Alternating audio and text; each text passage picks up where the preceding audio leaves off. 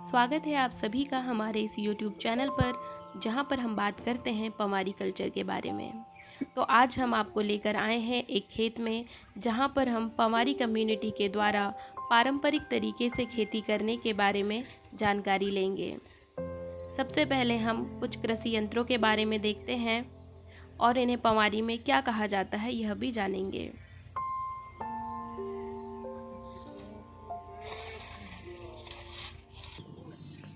सबसे पहले है ये सबसे इम्पॉर्टेंट टूल, जिसे कहा जाता है नांगर या नागर। यह लकड़ी का बना होता है और इसके एक कोने पर लोहे की फास लगी हुई होती है। इसका उपयोग ज़मीन की खुदाई करने के लिए किया जाता है।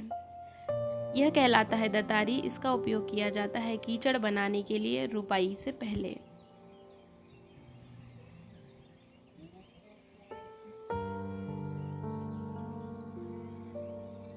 इसे कहा जाता है जुआड़ी। इसे दो बैलों की गर्दन पर रखा जाता है ताकि बैलों को जोता जा सके।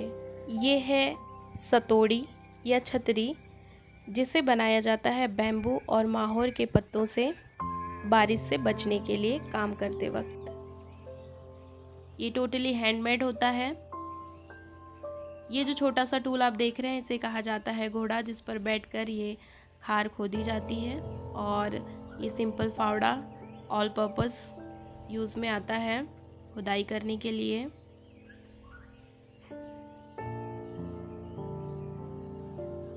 और ये जो हरियाली आप देख रहे हैं, ये है धान की पौध। इसे पवारी में कहा जाता है खार।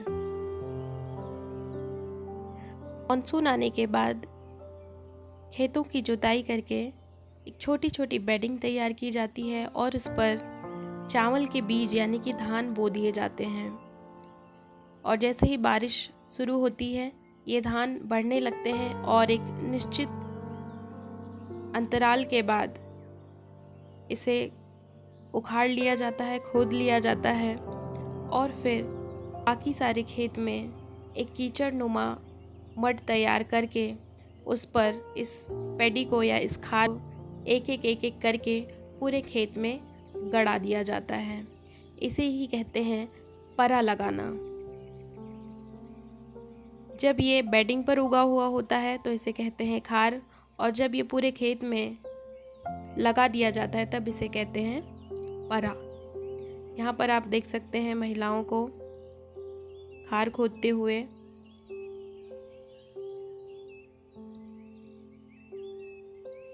पवार कम्युनिटी मेजरली चावल की ही खेती करती हैं, इसीलिए पवारों की ज़िंदगी में धान और चावल का इम्पोर्टेंस बहुत ज़्यादा है।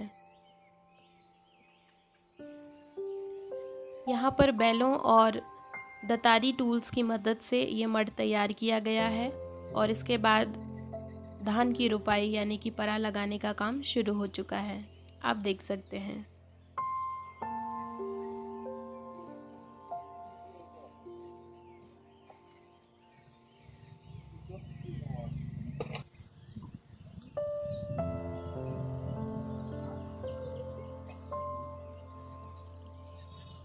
धान की खेती में बेसिकली पानी की ज़रूरत बहुत ज़्यादा पड़ती है, इसलिए मॉनसून के बाद जून, जुलाई, अगस्त और सितंबर ये बारिश के महीने धान की खेती के लिए बहुत क्रूशियल होते हैं।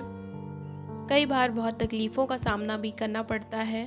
पानी की व्यवस्था ना हो पाने के कारण कहीं कुओं से तो कहीं नहरों से सिंचाई के साधन अरेंज करके धान की खेती की जाती है।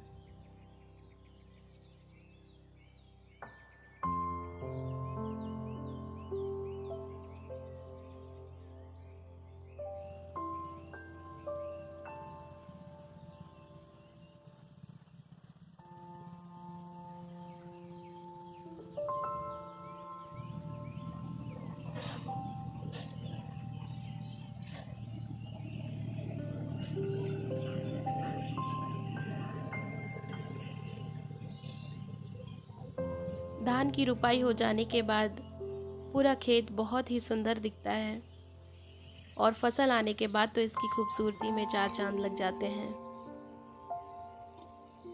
आपको ये वीडियो कैसा लगा हमें कमेंट करके ज़रूर बताएं and don't forget to subscribe this channel for more updates.